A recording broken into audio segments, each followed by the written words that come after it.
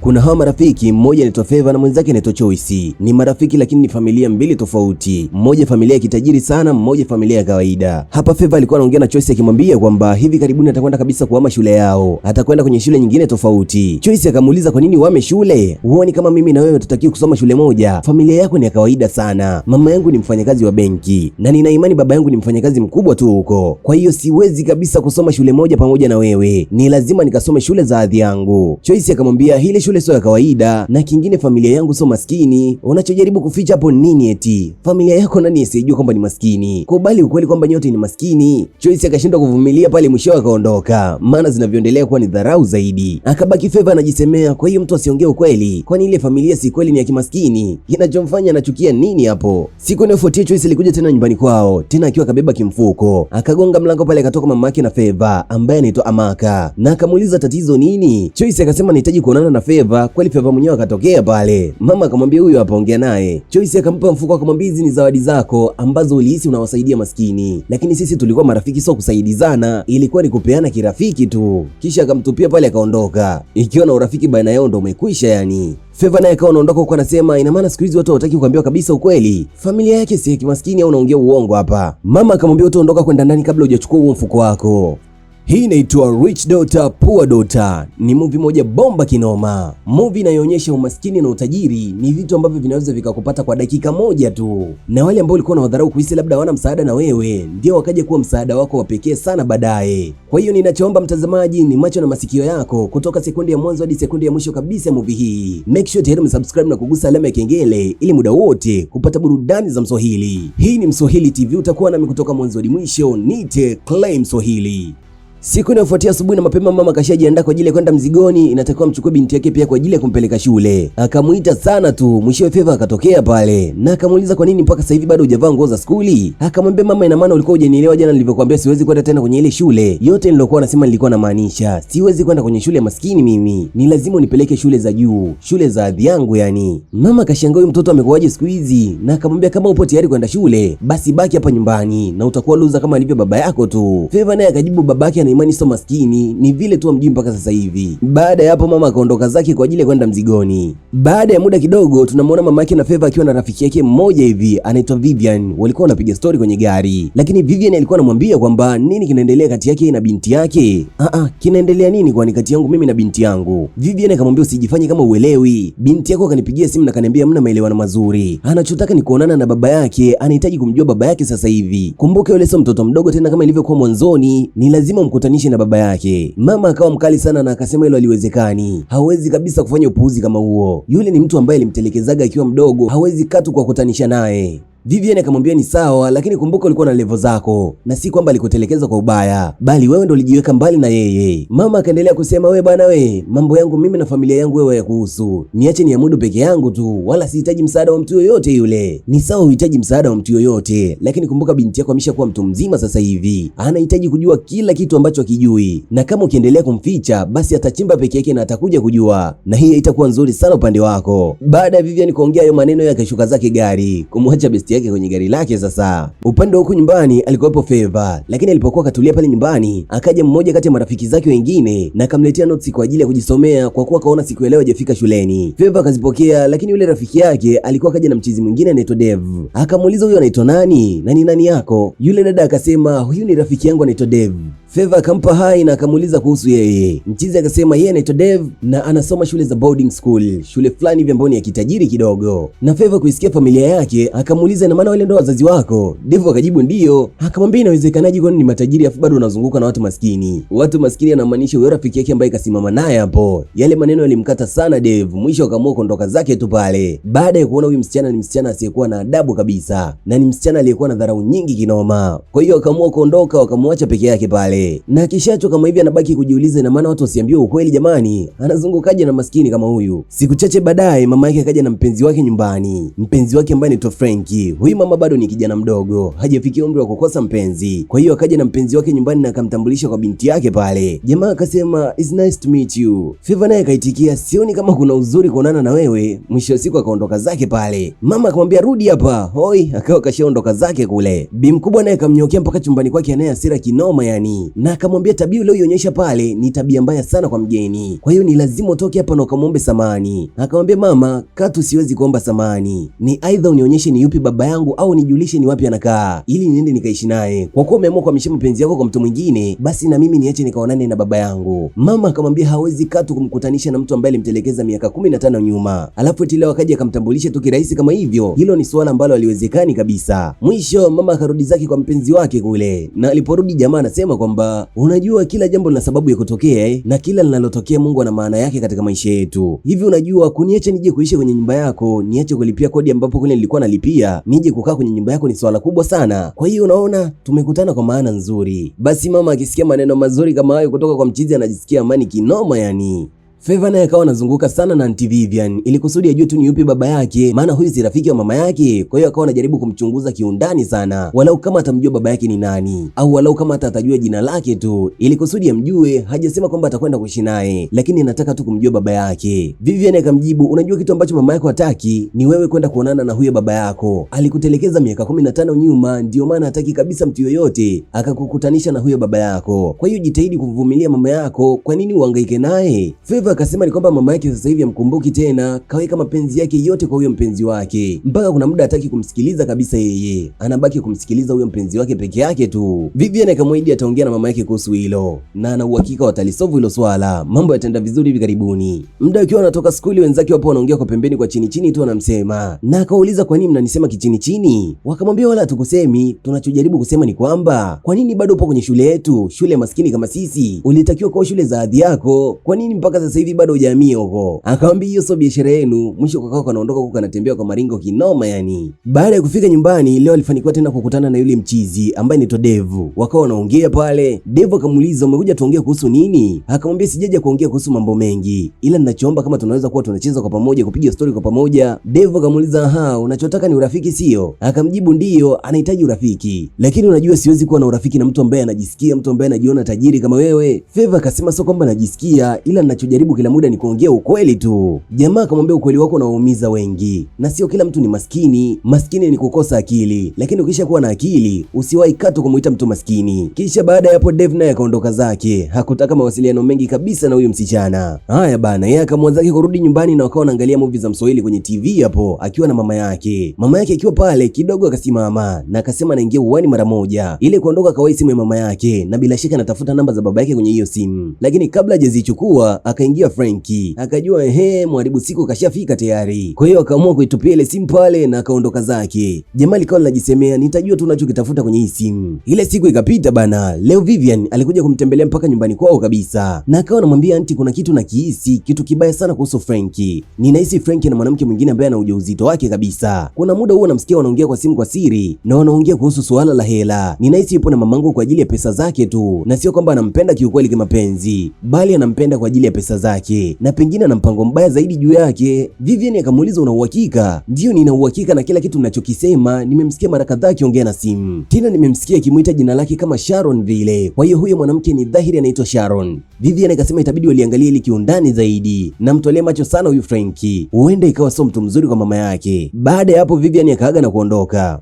Upande wa pili huko mama akiwa zake out na Frankie, wapo wanapiga vinywaji hapo na nini. Frankie kuna simu aliipokea pale na alikuwa anaongea kwa kufoka sana yani. Aliyekuwa anaongea naye anamwambia kwamba nilikwambia mimi huyo mwanaume hakupendi, badala yake alikuwa anakuchezea tu. Angalia kakupachika mimba, mwisho wa siku kakuacha na kuondoka. Hem, niambie sasa hivi utakwenda wapi? Baada ya kuongea maneno makali kama hayo akaikata simu pale na akaanza kumwambia mpenzi wake, unajua nini? Huyu ni binamu yangu anaitwa Ogechi. Kapatiwa ujauzito huko na sasa hivi ana sehemu yoyote ile ya kwenda. Nilimwambia wewe makini sana na yule mwanaume lakini hakunisikiliza za mwanzoni, sasa hivi kamtia ujauzito kamwacha huko mtaani. Mama akawa anamsikilizia tu pale. Jamaa anaendelea kusema kwamba na ubaya ni kwamba hana wazazi, yani ni yatima, na kingine hana sehemu yoyote ile ya kwenda. Nilikuwa naomba, unajua kwa sasa hivi vile tunaishi kwa pamoja, siishi tena peke yangu, unaonaje nikamwacha akaja kuishi nyumbani kwetu? Mama akamwambia hakuna tatizo, anaweza akamruhusu kabisa kuja kuishi nao. Unaona sasa, kuna uwezekano mkubwa yale maneno ya Favor yakawa ni ya kweli, kwamba amekuwa akimsikia Frank akiongea na mwanamke mwingine ambaye ni mjamzito, na sasa hivi jamaa kaplani kumleta kabisa hapo nyumbani. Upande wa Vivian huku, mpenzi wake waga ni detective wa polisi, kwa hiyo akamfikishia zile taarifa zote ambazo Favor amekuwa akimpa, na akamwambia kwamba anahitaji amsaidie sana kufanya upelelezi juu ya huyu mtu, yani amchunguze kiundani kumjua huyu mtu historia yake ya nyuma ni ipi. Yule Frank sasa, jamaa akamwambia unajua inaweza ikawa hatari sana kwa kazi yangu kumfanyia upelelezi mtu ambaye sina faili lake la kesi. Vivian akamwambia ni kwa ajili yangu na kwa ajili ya rafiki yangu pia, yule ndo familia pekee ambayo ninayo sasa hivi, kwa hiyo kama kuna jambo lolote baya ambalo linaendelea baina yake nahitaji kujua kwa ajili ya kumsaidia rafiki yangu. Ni sawa, upelelezi huo nitauanza hivi karibuni, lakini itabidi tuwe makini sana, maana inaweza ikawa hatari kwa kazi yangu. Haya bana, nyumbani leo Favor katoka zake skuli na kamkuta mgeni nyumbani, tena akiwa na kibendi chake hapo. Bila salamu akamuuliza wewe ni nani, naye akabaki anamshangaa pale. Kidogo hivi Frank akatokea na akamwambia oh, naona umerudi kutoka skuli, huyu ni binamu yangu anaitwa Ogechi na atakuwa anaishi kwa pamoja na sisi hapa nyumbani. Favor kusikia vile akaondoka zake kwa hasira kinoma, na baada ya muda akatoka zake mpaka nje huko kwa ajili ya kumpigia Auntie Vivian simu, na akamwambia yule mwanamke anahisi kabisa ndio huyo ameletwa hapa nyumbani, yule mwanamke ambaye alikuwa anaitwa Sharon lakini leo katambulishwa anaitwa Ogechi. Kwa hiyo anahisi kabisa huyu ni mpenzi wa Frankie na kamleta hapa nyumbani kwa kisingizio kwamba ni binamu yake. Ogechi au Sharon baada ya kufika kwenye nyumba akawa anajiacheki noma yani. Favor si akaja akamkuta anaangalia TV pale, akachukua remote mwisho akaizima, na akamwambia upo busy kabisa unaangalia TV kiwa jikoni umepaacha ni pachafu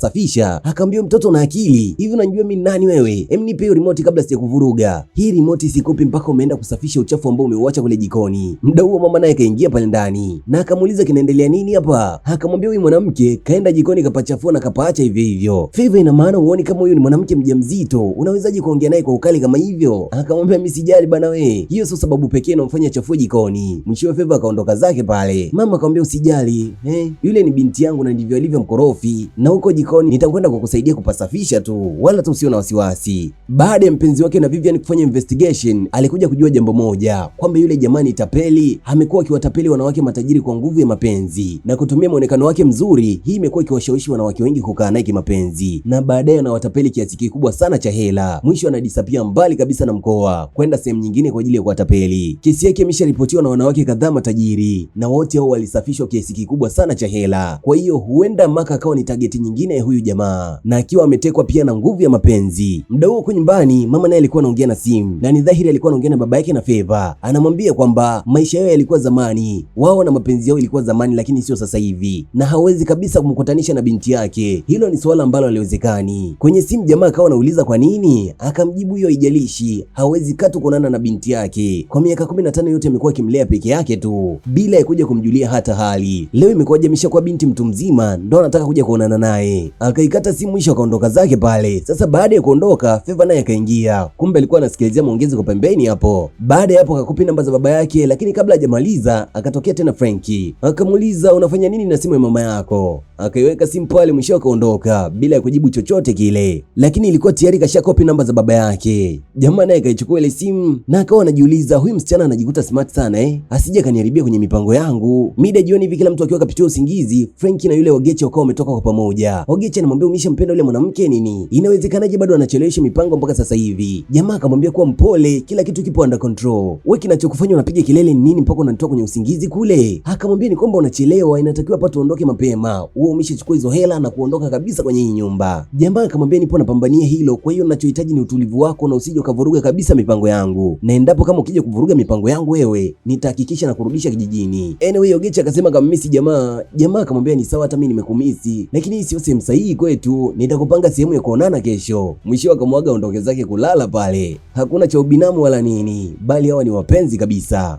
Favor naye alifanikiwa kupata mawasiliano ya baba yake, mwisho akampigia leo wamekutana kabisa yeye na baba yake. Kwanza kabisa kuamini baba yake ni mtu maskini kama hivi. Mzee akamjulia hali pale na akasema amefurahi sana kuonana na binti yake. Naye akamwambia ni sawa, lakini baba unaonekana kuwa maskini sana yani. Mzee akamjibu ni kweli, yeye ni mtu maskini. Na hii ndio sababu pekee ambayo mama yake alimwacha. Hakuweza kumudu mahitaji ambayo mama yake aliyataka kwa kipindi hicho. Kwa hiyo mama yake akamwaga kuondoka kwa kuwa familia yao ilikuwa ni familia ya kitajiri kinoma yani. Ndio sababu pekee iliyosababisha yeye kuachana na mama yake. Na wala sio kwamba alimtelekeza kwa ubaya wala nini, bali mama yake ndo alikimbia mbali na yeye kutokana na umaskini wake pia. Baada ya hapo dogo akaomba kupiga picha na baba yake, kweli wakapiga. Mzee akatoka kijiji cha mbali sana kwa ajili ya kuja kuonana tu na binti yake. Favor akamwambia najua baba umetoka mbali, nitajie benki account namba yako nikuwekee kiasi kidogo cha hela. Mzee akamwambia wala haina haja, siwezi kupokea hela kutoka kwa binti yangu. Dogo naye akamwambia ni sawa baba, lakini unaonekana una chochote hapo, mimi nafanya kama mwana kumsaidia baba tu. Kweli bana, mzee akatoa namba za account benki yake, mwisho Favor akamwekea hela nyingi kinoma yani. Mzee akamuuliza mbona umeniwekea hela nyingi hivi? Naira milioni 2 zote, na umetoa wapi kiasi kikubwa hivyo cha hela? Akamwambia mamake huaga anamwekea hela kwenye benki yake kila mwezi, kwa hiyo ndo kaitoa na akamwekea baba yake. Mzee alimshukuru kinoma sana binti yake. Baada ya pale wakaagana, kila mmoja akaondoka zake. Tukiacha hayo, huku yupo Frank pamoja na Ogechi, na hawa ni wapenzi kabisa, sio swala la ubinamu wala nini. Hapa jamaa anasema kuna mtu amekuwa akimfuatilia kwa muda sana, na huko alikotoka akamtoroka, maana alikuwa anamfuatilia kwa gari nyuma tu. Hii ndio sababu iliyomfanya yeye kachelewa kufika hapa. Bila shaka anayemfuatilia itakuwa ni yule mpenzi wa Vivian ambaye ni detective wa polisi. Kumbuka Vivian alimpa kazi ya kumfuatilia, na jamaa naye amekuja kujua huyu ni mtu tapeli sana hapo mjini. Amesha tapeli zaidi ya mwanamke mmoja hapo mjini, na wote walikwenda kuripoti kituo cha polisi. Kwa hiyo huyu jamaa kesi yake ipo kituo cha polisi, ni ushahidi wa kumtia mbaroni tu ndio hujapatikana, lakini kwa sasa hivi wana imani kabisa watapata ushahidi. Anyway, Ogechi akawa anamuuliza lini sasa mpango utakamilika, muda unazidi kwenda na watakuja kujulikana kwamba wanatapeli hapo. Jamaa akamwambia hivi karibuni tu pesa zote zitawekwa na wana uhakika watamtapeli vizuri, kwa hiyo kuna jambo lolote lile la kuhofia, kila kitu kipo under control. Baada ya hapo jamaa akamwambia kama nilivyokuambia nilikuwa nimekumisi sana yani, kwa hiyo tangulia chumbani huko. Mwisho jamaa naye akafuata nyuma. Tukirudi upande nyumbani, huko yupo Favor akiwa na rafiki yake Dave, wapo wanapiga story hapo na nini. Favor anasema leo kafanikiwa kuonana na baba yake. Dave akampa hongera na akamwambia hongera sana kwa kuonana na baba yako. Akasema ndio, lakini sikutamani kabisa kumuona kwenye umaskini kama lokuwa nao. Aha, kwa hiyo baba yako ni maskini. Hii ndio sababu nilikwambia kuna mtu maskini, bali kukosa akili ndio umaskini wenyewe. Leo maskini ambao unauchukia sana upo kwenye meza yako, na ni baba yako kabisa huyo. Favor akasema ni sawa, lakini bado atabaki kwa baba yake, hawezi kumkataa baba yake kwa sababu ya umaskini wake. Dave naye akasema siku inayofuatia ataondoka kwa ajili ya kurudi zake shule, muda tayari umekwisha. Akamuuliza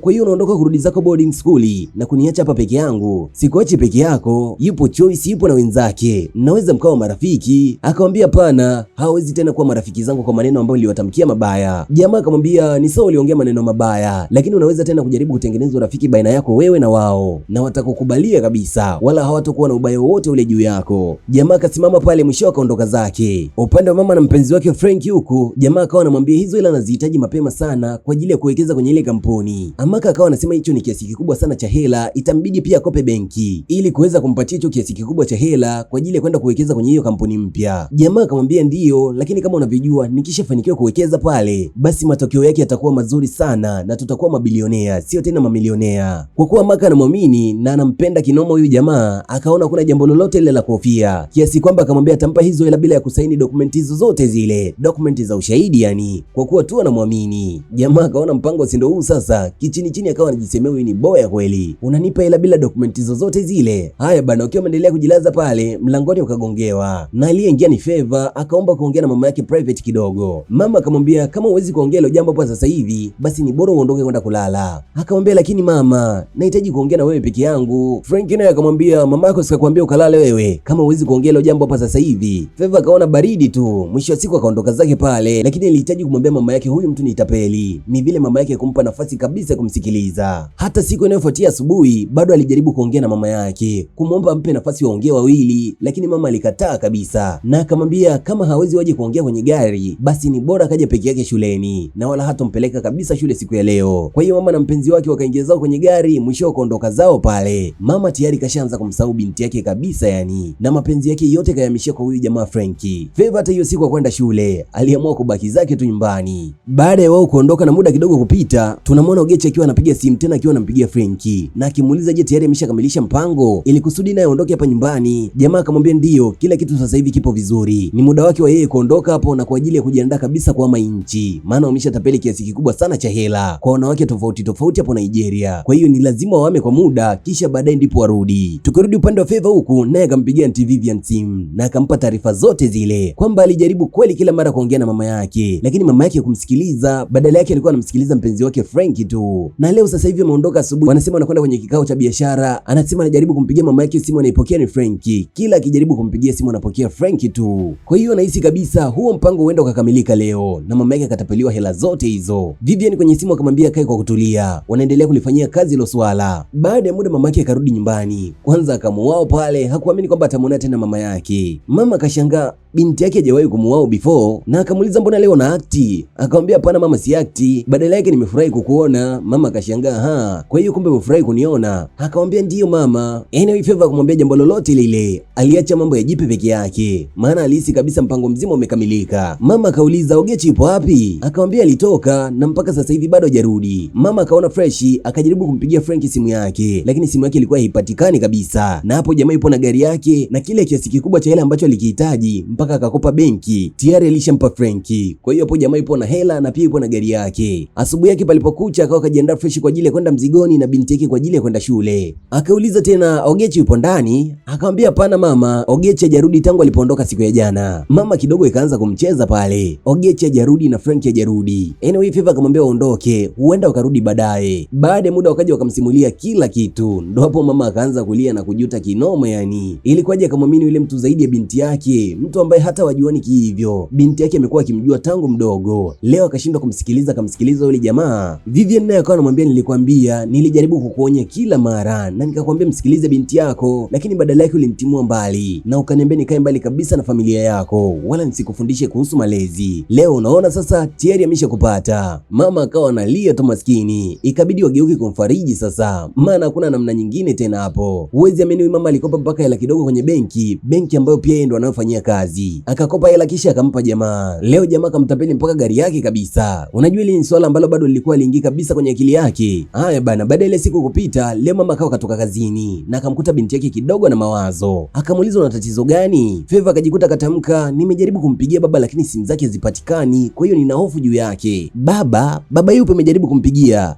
Ndo hapo Favour naye akajishtukia pale na akawa anajingatangata. Mama akachukua simu kucheki namba, anakuta kweli namba za babake kwenye simu yake. Akamwambia kwa nini umenisaliti? Kweli umempigia baba yako mtu ambaye alikutelekeza miaka 15 nyuma? Naye akamwambia mama, ulinikosesha chaguo, walikuwa wanampenda sana Franki mpaka ukawa unanisahau mimi binti yako. Nilijaribu kumpigia baba yangu angalau nipate kampani ya mzazi wangu, kwa sababu hiyo kampani ambayo nilihitaji kwako niliikosa kabisa. Hiyo kampani ulimpa mtu mwingine tofauti na mimi binti yako. Tukirudi upande wa pili kwa Vivian na mpenzi wake ambaye ni detective wa polisi, Vivian akawa anasema ina maana huyu jamaa alitumia uchawi au vipi? Jamaa akamwambia hakuna uchawi uliotumika, badala yake huyu jamaa ndo kazi yake anawarubuni wanawake kupitia mapenzi na kutumia maneno mazuri, baadaye anawatapeli kiasi kikubwa sana cha hela. Na kingine ninachoshangaa ni kwamba huyu mama amewezaje kwenda kukopa mpaka kwenye benki ambayo anafanyia kazi kwa ajili ya kumpa mtu ambaye wamejuana majuzi tu. Anyway, akaahidi huyu jamaa ni lazima watamtia kwenye mikono ya sheria na ni lazima atakwenda kulipia kwa makosa yake. Huwezi amini, Amaka alifukuzwa mpaka kwenye kazi yake kule benki, maana alikopa pesa na kashindwa kuzilipa, kiasi kwamba mpaka nyumba yake ipo rehani sasa hivi. Ni muda wote ule benki wanaweza wakaja wakaiuza tu. Akamuita binti yake na akamwambia kwamba kwenye hii nyumba inabidi tuame kabla benki haijaja kututimua kabisa, ni bora waje watukose wauze tu nyumba. Kwa hiyo nilikuwa nahitaji kile kiasi kidogo cha hela ambacho nilikuwa naweka kwenye benki yako, zile naira milioni 2 kwa ajili ya kwenda kuanzia maisha yetu mapya na kwa ajili ya kupata mtaji kwa ajili ya kazi mpya kwetu. Dogo akaanza kujingatangata pale, unajua mama, nilimpa baba hela zote. Ulimpa baba hela zote? Yani naira milioni 2 ulimpa babako? Akasema ndiyo, nilimwona ni mtu asiyejiweza, mtu maskini, nikaona nimsaidie kwa kuwa ni baba yangu. Mama alichukia kinoma, yani anawezaje kumsaidia mtu ambaye alimtelekeza miaka 15 nyuma? Lakini kwa maelezo mzee, kama tunakumbuka, mzee alisema kumtelekeza kabisa mwanamke wake, bali Amaka ndo aliondoka kwake baada ya mzee kushindwa kukidhi mahitaji yake, mahitaji ya vitu vya kifahari na nini, kutokana na mzee maisha yake ilikuwa ya kawaida kinoma yani. Kwa hiyo ndo sababu iliyosababishaga Amaka kaondoka kwake. Maskini Favour siku hizi akiwa anatembea barabarani, wale wasichana ambao walikuwa wanawatamkia maneno mabaya, kila akiwaona anajificha, maana nakumbuka alikuwa anawatamkia maneno mabaya sana yani, kiasi kwamba alikuwa anawaudhi sana wenzake. Choice akasema yule aliyejificha pale ni nani? Mbona kama ni Favour yule? Kwa hiyo mwenzie akamwambia ndio, tuenzetu mtu kamkomeshe kwanza. Siku hizi nasikia umefilisika, wana chochote kile. Na kingine siku hizi haji shule kutokana na ada yake imekwisha na hawezi kulipia. Choice akamwambia haina haja bana, kama alitufanyia ubaya sisi hatuwezi kumlipa kwa ubaya. Na ukumbuke yake licha ubaya wake wote ule, lakini bado alikuwa mtu mwema tu shuleni, kwa hiyo hakuna haja kabisa kumwaibisha. Kweli bana, wakapita zao pale kama wakumuona kabisa, lakini walimuona vizuri. Siku chache baadaye Dave alikuja kumtembelea nyumbani kwao, wakawa wanapiga story hapo na nini, na Favor alimsimulia kila kitu, kuanzia mama yake kuingia kwenye mapenzi na yule jamaa ambaye anaitwa Frankie mpaka kuja kutapeliwa na sasa hivi ni maskini kabisa, na hapa kwenye hii nyumba wanatakiwa kuhama muda wote ule, maana benki inahitaji kuja kuuza hii nyumba. Jamaa akawa kamsikitikia kinoma yani, maana kasikia Favor pia kasitisha kwenda shule kutokana na ada yake imekwisha na mama yake ana uwezo wote ule wa kuendelea kumlipia ada yake. Jamaa pia anasema yeye kama kwenye ile shule atakuwa anasoma shule ya day siku hizi, atakuwa anaenda mchana na jioni anarudi. Mbali na hivyo, jamaa akatoa kifungu kidogo cha hela. Hii ni ya kibango ambayo nimekuwa nikiwekeza kwa muda mrefu sana, inaweza kukusaidia kidogo kulipia kwenye ada yako, ikakusaidia walau muhula mmoja. Favor akafurahi kinoma yani, maana kiukweli walikuwa hawana kiasi chochote kile cha hela hapo nyumbani. Pia jamaa akasema kwamba kama wataondoka itabidi aongee na wazazi wake, maana wao ni matajiri na wana majengo mengi sana, kwa hiyo haitakuwa tabu yeye kuongea na wazazi wake na wakawaweka wao kwenye moja kati ya apartment zao, wakaendelea kuishi hapo wakati wanaendelea kujitafuta zaidi na zaidi. Favor akamwambia kweli unamaanisha unayosema? Mchizi akasema namaanisha kila kitu ninachokisema. Basi akafurahi kinoma yani. Baada ya pale wakaagana, jamaa akasema basi anakwenda kuongea na wazazi wake. Haikuchukua muda mzee, siku inayofuatia jamaa akagonga mlango na akaingia tena nyumbani kwao. Akamwambia nipo hapa kukujulisha kwamba yale ambayo nilikwambia nitakwenda kuongea na wazazi wangu, nimeongea nao na wamekubali kabisa kwenda kuishi kwenye moja kati ya apartment zetu. Kwa hiyo mtalipia naira 100,000 tu kwa mwaka mzima kwenye apartment ya kifahari kabisa. Favor akashangaa na akamshukuru sana jamaa pale. Mchizi akamwambia kuna tatizo, hiyo ndo maana halisi ya marafiki kusaidiana. Lakini pia Favor akaomba wanaweza wakapewa kama mwezi mmoja hivi kwa ajili ya kukusanya hiyo hela na kulipa, maana hawatakuwa nayo ya kulipa moja kwa moja sasa hivi. Jamaa akamwambia wala tusijali, naira 100,000 kwangu sio kiasi kikubwa cha hela, kwa hiyo nitawasaidia kabisa kuilipia hiyo hela, msiwe na wasiwasi wa kuendelea kuitafuta zaidi. Baada ya hapo jamaa akawa anaaga kuondoka zake pale. Favor akamuita, yani kamsaidia pakubwa hivi afushindo kumpa hata hagi kweli, akawahi akampa jamaa kumbato moja zito kishenzi. Baada ya hapo jamaa akamuuliza hivi una umri gani? Naye akasema na miaka 16. Mchizi naye akajibu ana miaka 17. Hakutakuwa na ubaya kama wakisubiri hiyo miaka 4 mbele kufikia umri wa kuanza kudeti sasa, lakini kwa sasa hivi bado ni wadogo sana kuingia kwenye mapenzi. Leo Favor akiwa anatembea barabarani, kwa mbali akashangaa kumuona Frankie tena akiwa anaongea na simu na anakwenda kuingia kwenye gari ya mama yake. Jamaa akaingia kwenye gari, Favor naye akawa anakuja kwa nyuma yake anakimbia kinoma, lakini jamaa akawasha gari mwisho akaondoka zake pale. Akawa anashangaa na maana huyu jamaa bado yupo kwenye nchi na hawajaondoka kabisa. Ikabidi awe nyumbani mara moja, akampigia Vivian na akampa taarifa zote zile kwamba yule Frankie bado yupo hapa mjini na wala hajaondoka kama walivyokuwa wanahisi mwanzoni, kwa hiyo wanaweza wakatumia njia hii kwa ajili ya kumtia mbaroni Frankie. Vivian akamwambia hakuna tatizo, analishughulikia hilo swala sasa hivi. Baada ya kumpa Vivian zile taarifa, akawahi kwa mama yake na akampa taarifa zote zile kwamba Frankie bado yupo hapa mjini na kingine anazunguka kila kona na gari yake. Mama akasema ina maana bado hawajahama nchi kama nilivyokuwa najua. Akamwambia hapana mama, huu ni muda wa kwenda kufungua mashtaka kituo cha polisi. Mama akawaza akaona sasa hivi kashatapeliwa kila kitu, haina haja ya kuendelea kupambana zaidi, na kingine akienda kituo cha polisi, sehemu ambayo anahitaji kupata msaada, huko pia uoga unataka hela nyingi. Kwa hiyo akasema kuna haja ya kushtaki mtu yoyote yule, ataendelea kukaa kwenye maisha yake haya tu.